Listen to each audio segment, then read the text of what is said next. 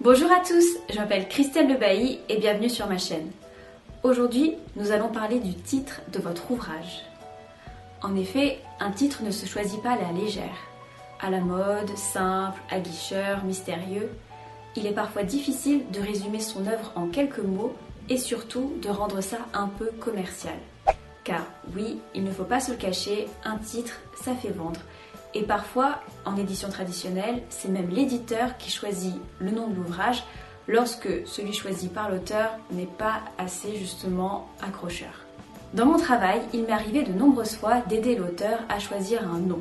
Alors c'est quelque chose que je fais rarement seule parce que ce n'est pas non plus mon domaine de prédilection, mais j'ai essayé de développer une sorte de petite théorie en 3 étapes qui me permet de pouvoir m'adapter à tous les genres et d'aider au mieux les auteurs qui me demandent. Ce que je fais en premier, c'est regarder les autres parutions.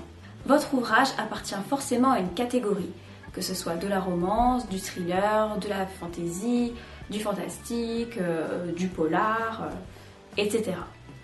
Si vous n'avez pas de catégorie, ce n'est pas bon signe, il va falloir en trouver une. Et ça, que vous soyez en édition traditionnelle ou en auto-édition. Parce qu'il n'y a rien de pire pour un libraire d'avoir un ouvrage qu'il ne sait pas où ranger dans ses rayonnages. Donc voilà, trouvez votre genre, rendez-vous en librairie et allez dans la section à laquelle appartiendrait votre ouvrage. Plus vous regarderez les livres et plus vous vous apercevrez que les titres suivent une certaine ligne. Pas tous forcément, mais la plupart. Et c'est normal, car le nom d'un ouvrage rassemble des codes. Ces codes font que lorsqu'on entend le titre, on arrive à peu près à déterminer dans quelle catégorie il se classe. Il va falloir vous approprier ces codes pour éviter de faire un hors-sujet et par exemple de prendre un titre de romance alors que vous êtes plus dans le thriller. Attention, je ne veux pas dire qu'il faut forcément foncer dans le cliché tête baissée, mais qu'il faut essayer de comprendre ce qui marche, pourquoi ça marche, et essayer de l'appliquer à votre ouvrage tout en mettant en avant sa particularité. Donc non, ce n'est pas simple. En revanche, faites bien attention à prendre un nom qui n'est pas déjà utilisé.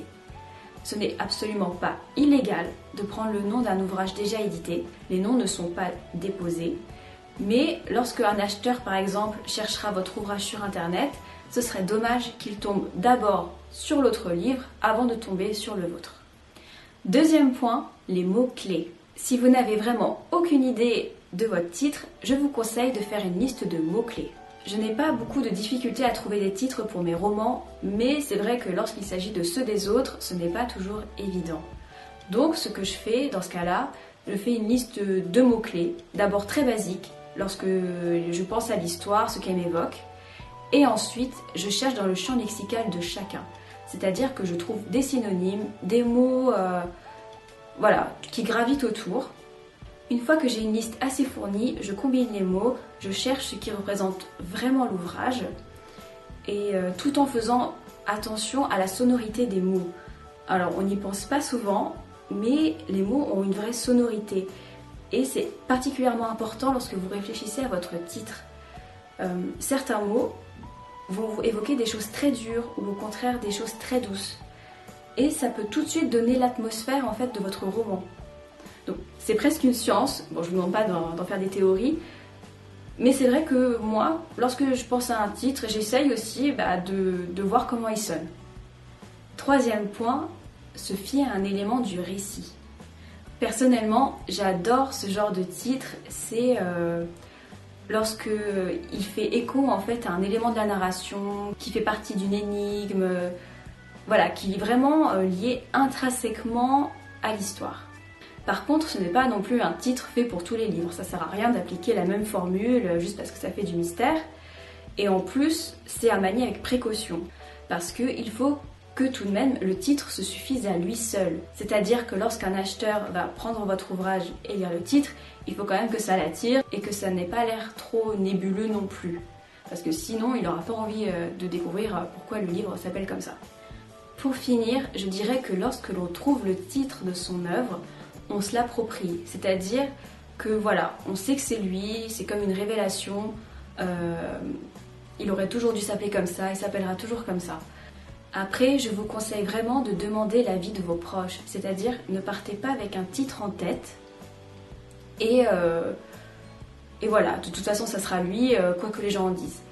Parce que peut-être qu'il évoque quelque chose pour vous, mais peut-être qu'il n'évoquera rien pour les autres. C'est-à-dire, voilà, soumettez-le à vos proches, voilà, balancez-leur comme ça, voyez quelles sont leurs réactions. Pense-t-il au même genre que vous? Trouve-t-il qu'il sonne bien? Tout ce genre de choses. Et essayez de ne pas rester bloqué. Essayez vraiment d'enregistrer leurs remarques. Parce que ces remarques, ce seront peut-être d'autres personnes qui vous les feront après coup. Sauf que là, vous ne serez plus là pour lui expliquer le comment du pourquoi ce titre est ainsi. Et vous ne pourrez pas le modifier. À moins bien sûr de faire une nouvelle édition. Et dans ce cas, il vous faudra un nouvel ISBN, un nouveau dépôt légal. Et ce serait mieux aussi de changer de couverture. Bref, de repartir à zéro.